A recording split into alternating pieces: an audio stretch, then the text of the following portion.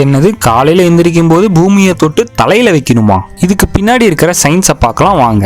நாம காலையில தூக்கத்துல இருந்து எந்திரிச்சதும் நம்ம கைகளை பார்த்து பணம், கல்வி, சக்தி, அதாவது லட்சுமி, சரஸ்வதி, பார்வதி என்ற தேவிமார்களை நினைச்சு ப்ரே பண்ணிட்டு எந்திரிக்கும் போது ஃபர்ஸ்ட் நம்ம கால் தரையில படுறதுக்கு முன்னாடி நம்ம கையை தரையில வச்சு சமாபன மந்திரம் சொல்ல வேண்டும் என்பது முன்னோர்களின் கருத்துங்க.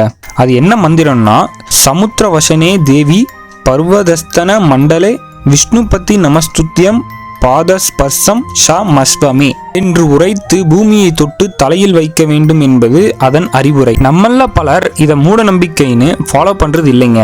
ஆனா இதுக்கு பின்னாடி இருக்கிற சயின்ஸ் என்னன்னா, ஒரு நபர் தூங்கிட்டு இருக்கும் போது அவர் உடல்ல தங்கி இருக்கிறது சமநிலை விசை, அதாவது ஸ்டாட்டிக் எனர்ஜி அல்லது பொட்டன்சியல் எனர்ஜின்னு சொல்லுவாங்க.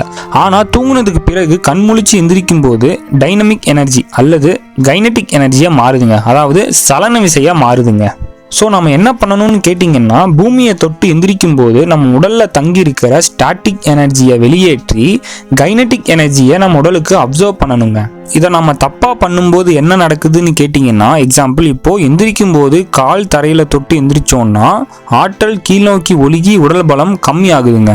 அதுவே ஃபர்ஸ்ட் கை பூமியை தொட்டு எந்திரிக்கும் போது ஆற்றல் மேலோக்கி பரவி நம்ம கை வழியா வெளியேறி உடல் பலம் டபுள் ஆகுதுன்னு சொல்றாங்க. இவ்வளோ பெரிய ரகசியம் யாருக்கும் தெரியாம இருக்கிறதுனால தான் நம்ம முன்னோர்கள் இதை எழுதி வச்சுட்டு போயிருக்காங்கன்னு சொல்றாங்க. இந்த சயின்ஸை நீங்க நம்புறீங்களா இல்லையான்னு மறக்காம கமெண்ட்ல சொல்லுங்க.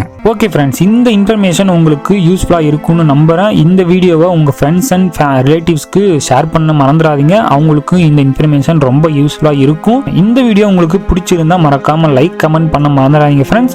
இதே மாதிரியான ஒரு நல்ல இன்ஃபர்மேஷனான வீடியோ உங்களுக்கு கண்டினியூவா வேணும்னு ஆசைப்பட்டீங்கன்னா மறக்காம நம்ம லைட்டா பேசி சேனலை சப்ஸ்கிரைப் பண்ண மறந்துடாதீங்க. வாழ்க வளமுடன்.